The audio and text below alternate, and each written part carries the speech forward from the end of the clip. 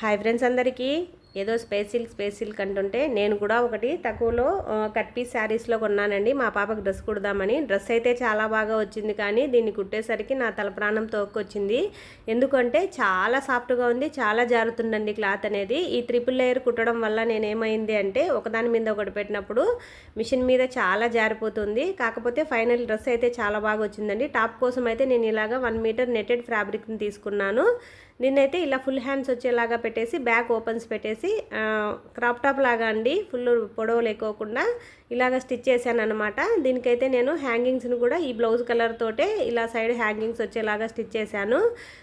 మనం ఎంత కష్టపడ్డా కూడా డ్రెస్ అయితే చివరికి ఫైనల్ లుక్ వచ్చేసరికి చాలా హ్యాపీ అనిపించిందండి. ఎందుకంటే నేను ఎంత కష్టపడ్డా కానీ డ్రెస్సు మా పాప వేసుకున్నాక చాలా బాగా వచ్చింది.